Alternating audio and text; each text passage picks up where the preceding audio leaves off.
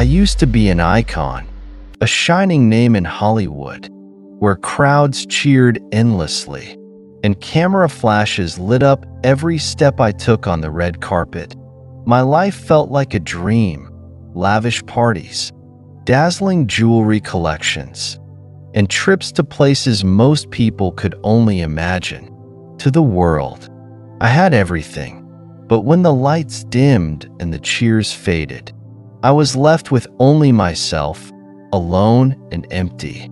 A few years ago, I decided to leave the entertainment industry. I told everyone I needed a break, time to find balance in my life. But the truth was, I could no longer play the role of someone I didn't recognize. I moved into a luxurious mansion in the hills of California, surrounded by serene nature. I hoped the stillness would help me find the answers I was searching for. But the harder I tried, the more lost I felt. Within those grand walls and vast spaces, loneliness clung to me like a shadow I couldn't escape. That evening felt no different from any other. I sat on the balcony of my sprawling California mansion, a glass of wine in hand, watching the sunset as it painted the hills in fiery shades of red and gold. The warm breeze carried the faint scent of dry grass, a reminder of the relentless heat wave that had gripped the region for weeks. It was the kind of evening I had come to cherish in my self-imposed solitude, quiet, contemplative, and far removed from the chaos of my former life. As I gazed out at the horizon, I noticed a thin plume of black smoke rising against the amber sky. It seemed distant, almost insignificant, just another wildfire in a state where such blazes had become an unremarkable part of life. I brushed it off, reassuring myself that it was far enough away not to pose any immediate threat. But as the hours passed, that faint plume grew darker, thicker, and more menacing. The air began to shift, carrying with it a dry, acrid smell that seeped into every corner of the house. The first sign of danger came with the distant wail of sirens. Moments later, my phone lit up with emergency alerts and frantic calls urging me to evacuate. The calm of the evening shattered. The realization hit me like a cold wave. This wasn't just another wildfire on the horizon. The fire was coming, fast and unforgiving. Panic set in as I scrambled to process what was happening. A part of me knew I should leave immediately, but another part clung stubbornly to the life I had built here.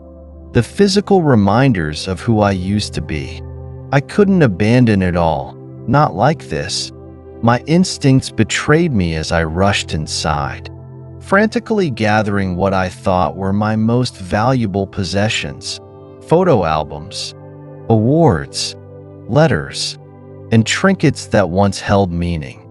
Each item felt like a piece of my identity, and I couldn't bring myself to leave them behind. By the time I made my way to the front door, the fire had already encroached. The once tranquil hills that surrounded my home were now ablaze, their fiery glow turning night into an eerie, apocalyptic day. Smoke billowed around the property, thick and suffocating, filling my lungs with every breath. The heat was unbearable, like standing in the heart of an inferno. The fire moved faster than I ever imagined, closing in on every. Flames licked at the edges of the house, consuming everything in their path. My carefully curated life, the treasures I had clung to so desperately, were no match for the relentless power of nature. Too late, that my hesitation had cost me precious.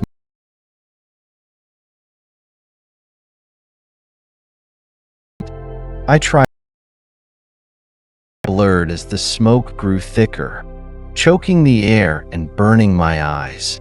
The heat pressed down on me like a suffocating weight, and every step felt heavier than the last. I stumbled, coughing violently, my body growing weaker with each passing second. The sense of helplessness was overwhelming. I had spent my life in control, commanding attention, shaping my destiny, or so I had thought. But here, in the fierce fury, I was powerless.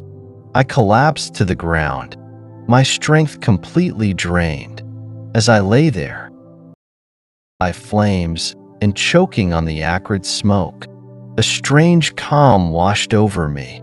I closed my eyes, my mind surrendering to the inevitable. In that final moment, as the world around me faded into darkness, a single thought echoed in my mind. So this is how it ends. When I opened my eyes, I was no longer in the fire.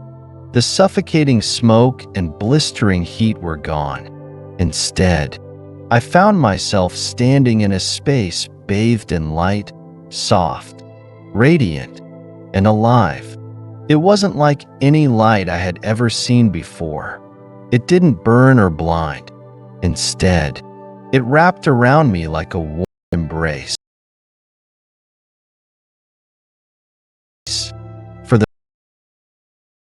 I felt whole. The fear, the emptiness, the crushing weight of inadequacy, all of it melted away. There was only calm, an indescribable serenity that seemed to pulse with life itself. I looked around, but the space defied description. It wasn't a room, nor was it bound by walls or edges. The light stretched endlessly, shimmering with color I didn't have words for. And then I saw him, Jesus. He stood before me, radiant and majestic, but also familiar, as if I had known him my entire life. His presence filled the space, yet it didn't overwhelm me. Instead, it comforted me in a way I had never experienced before. His eyes met mine, and in that moment, I felt completely known. He saw everything, my achievements, my failures, my pain, and all the secrets I had hidden even from myself. Yet there was no judgment in his gaze, no condemnation, only love, pure, unconditional, all-encompassing love that poured into me like a river, filling every crack in my broken soul. I wanted to speak, but no words came. Tears streamed down my face as I struggled to comprehend the enormity of his presence. Finally, he broke the silence. You've sought meaning in things that cannot fill your soul, he said, his voice gentle yet powerful. Fame, wealth, the approval of others, they promised you fulfillment but left you empty. These things cannot save you. Only I can. His words pierced through me like a beam of light cutting through darkness. I trembled under their weight, my mind racing to justify my choices. But I tried. I whispered, my voice cracking. I tried to do everything right. I worked so hard to be enough, to make something of my life. He stepped closer, his expression filled with compassion. Gently, he placed a hand on my shoulder. The touch was unlike anything I had ever felt, warm and steady, radiating a power that seemed to reach the deepest parts of me. You've achieved much, he said, but you've forgotten the most important thing. You need my light. Without it, nothing in this world can satisfy the hunger of your soul. You were made for more than this. I couldn't hold back the sobs that escaped my chest. His words resonated with a truth I had been running from for years. I had spent so long chasing things I thought would make me happy, but they had only left me more hollow. And here he was, offering me a purpose far greater than anything I could have imagined. "Be a light in the darkness," he said, his voice both tender and commanding. "The world is consumed by shadows, fear, greed, pride, and despair. But where my light shines, the darkness cannot remain. The world needs you. Olivia, be that light." He turned, gesturing toward the flames I thought I had left behind. But this time, when I looked, I saw more than fire. Within the flames were shapes, dark, twisted entities that writhed and slithered as though they were alive. They radiated malice and hunger, feeding off the destruction and chaos. It was as if these fires were not just natural disasters, but manifestations of something far more sinister. The flames were a reflection of the spiritual decay in the world, fueled by humanity's apathy, selfishness, and disconnection from God. "What are they?" I asked, my voice trembling as I stared at the shadows. "They are the fruits of a world that has turned away from me," Jesus said, his voice heavy with sorrow. "Each flame represents more than physical destruction. It reflects the condition of the human heart, lost, broken, and consumed by the things of this world. These fires are not accidents. They are warnings." I felt a lump rise in my throat as the gravity of his words sank in. Warnings of what? I managed to ask. Warnings of what happens when love is replaced by fear, when truth is traded for lies, and when my people forget who I am. He said. His tone shifted, growing more urgent. "But not all is lost." He gestured again, and this time, I saw something new amidst the destruction. Scattered across the burning landscape were points of light, small but steady, shining with a brilliance that pushed back the darkness. These lights didn't extinguish the fires completely, but they held the flames at bay, creating pockets of hope and safety. "These lights," he said, "are those who remain faithful to me. They live with love, faith, and truth, and their light pushes back the shadows. Where they stand firm, the forces of darkness cannot take hold." I stared at the lights, mesmerized by their resilience. In the face of overwhelming destruction, they stood unyielding, a testament to the power of faith.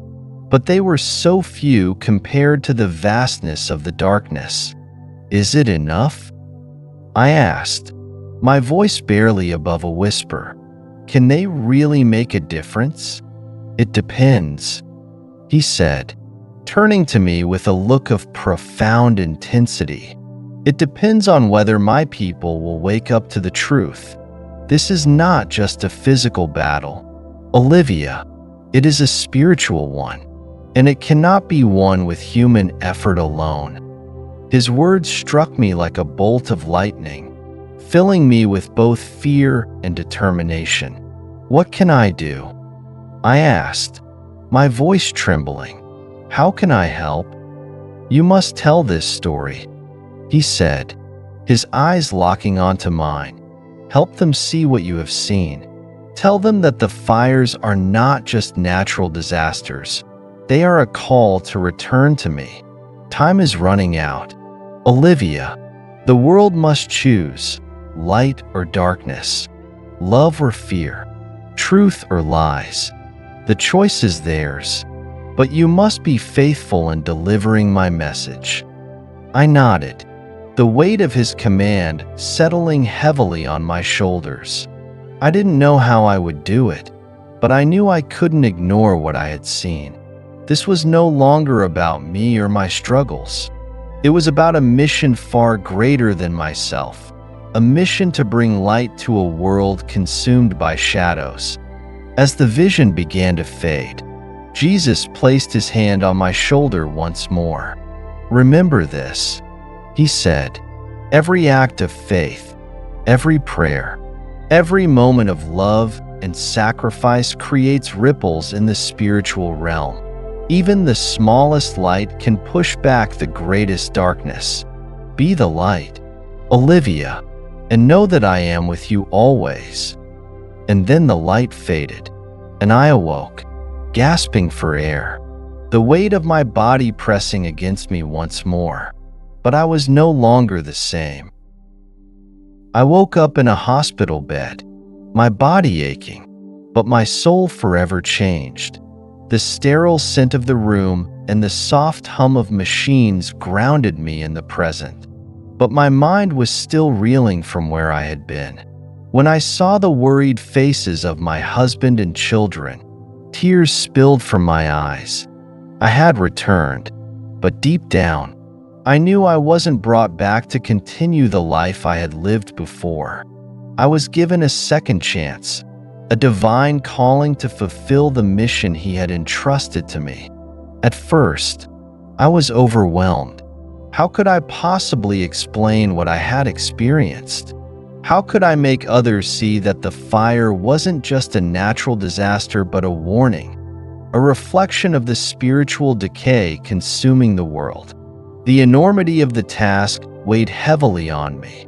But one thing was clear: I couldn't remain silent.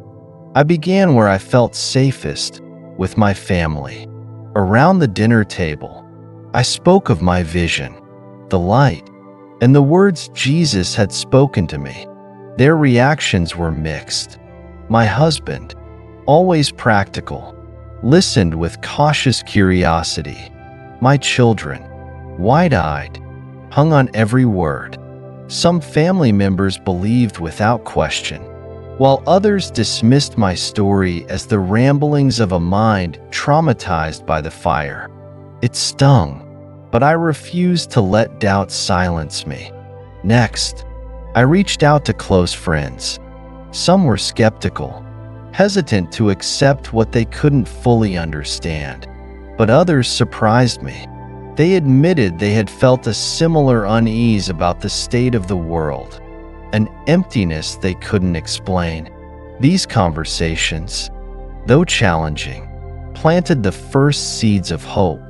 As the days turned into weeks, I realized I couldn't stop there. My story wasn't just for those closest to me, it was meant for the world. I had spent years cultivating a platform as an actress, and now I understood that it had all been preparation for this moment. I began using my voice and influence to share the message He had given me. I started small, accepting invitations to speak at local churches and community gatherings. At first, I was terrified. Standing in front of a crowd felt different now. This wasn't about performing or entertaining. It was about delivering a message that could change lives. I spoke of my experience, my vision, and the command I had been given. I told them about the fire, not just the physical flames, but the spiritual darkness that fed them. I described the points of light I had seen, people who lived with love, faith, and truth, pushing back the darkness through their actions. Some audiences listened with rapt attention, their eyes filling with tears. Others remained skeptical, questioning my motives or dismissing my words as fantasy. It hurt, but I reminded myself of what Jesus had said: "Your task is to be faithful. The rest is not yours to control." Over time, my message began to reach farther. Media outlets picked up my story, intrigued by the dramatic transformation of a Hollywood star. I was invited to appear on talk shows and podcasts, where I shared my testimony with anyone willing to listen. The more I spoke, the more I saw lives being touched. Families began praying together again. Communities started to come together in acts of love and service. People who had been consumed by fear or anger found new purpose in faith and hope. But not all responses were positive. Critics accused me of exploiting my story for attention. while others ridiculed my claims as delusional. The backlash was painful, but I kept going. I wasn't doing this for approval or applause. I was doing it because I had been called to shine a light in the darkness. What surprised me most was how sharing this message transformed me. My once fractured faith grew stronger with each conversation, each moment of vulnerability. The doubts and fears that had once defined me began to fade, replaced by a sense of peace and purpose I had never known. My family grew closer as we prayed together and supported one another in this new chapter of our lives.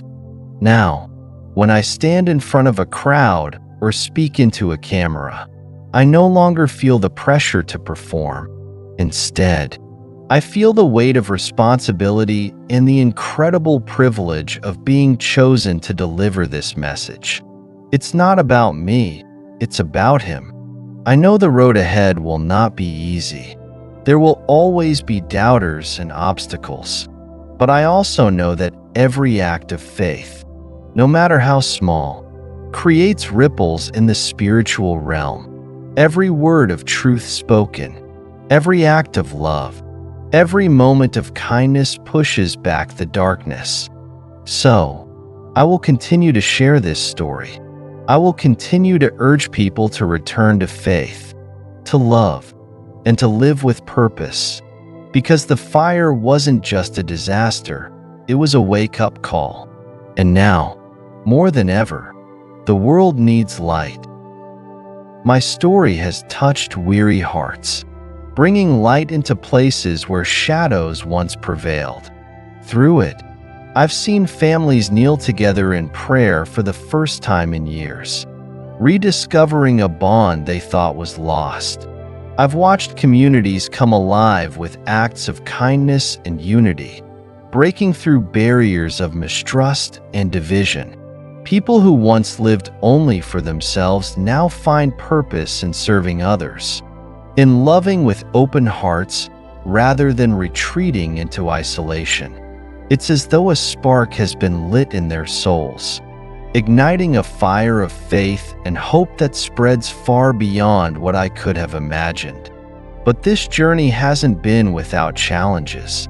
For every heart that listens and softens, there are others that remain hardened, skeptical, or even hostile. I've faced ridicule from those who dismiss my story as fantasy, who question my motives or reduce my experience to a product of trauma or desperation. Their words sting, but I hold fast to the promise Jesus gave me: be faithful, and let me handle the rest.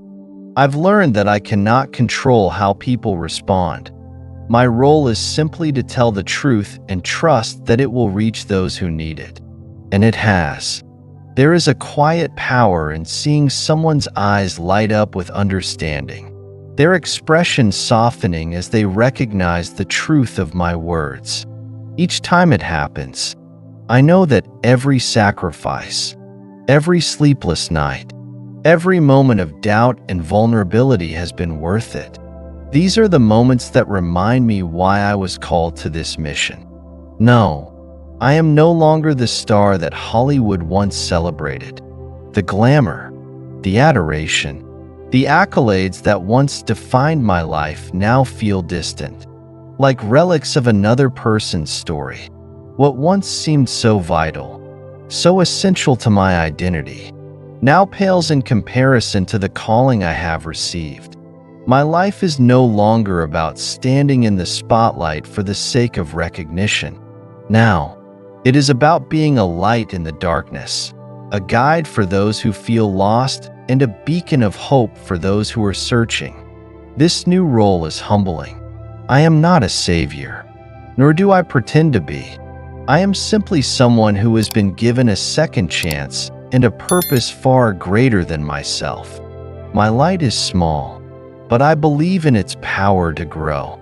I've seen how one act of kindness can inspire another, how one prayer can ripple through a family, how one message of truth can transform an entire community. I've come to understand that change doesn't happen all at once. It happens one heart, one action, and one moment of faith at a time. There are still days when I feel the weight of this mission, when I wonder if I'm doing enough or if I'm strong enough to keep going.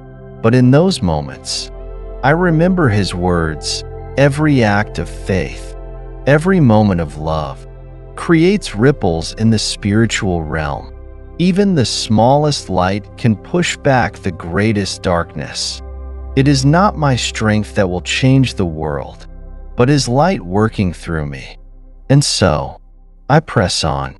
I speak to anyone who will listen. I share my story not for fame or applause, but because I know what it is like to feel lost, to search for meaning in all the wrong places. I want others to know that there is a way out of the darkness, that there is hope, and that it begins with turning back to him. I may no longer grace the covers of magazines or walk the red carpets, but I have found something far greater. I have found purpose, and in that purpose, I have found joy. Being a light in the darkness is not always easy, but it is always worth it. Because in a world that often feels consumed by shadows, even the smallest light has the power to shine brighter than we can imagine. And that light, when shared, has the power to change the world, one heart, one action, and one leap of faith at a time. The world is yearning for light, your light. Every day, we're surrounded by darkness, fear, anger, division, and hopelessness. It's easy to feel overwhelmed, to think, what can I do? But let me tell you something profound. Your light matters. It matters more than you can imagine. Every act of kindness, every prayer, every moment of love and selflessness sends ripples into the world, creating change in ways we may never fully see. Now is not the time to shrink back. Now is the time to step forward, to shine brighter than ever before. Look around you. There are people in your life who are hurting, who are lost, who are waiting for someone to remind them that hope is real. You don't need to have all the answers, and you don't need to be perfect. All you need is a willing heart and the courage to act. Reclaim your faith. Reconnect with your family and loved ones.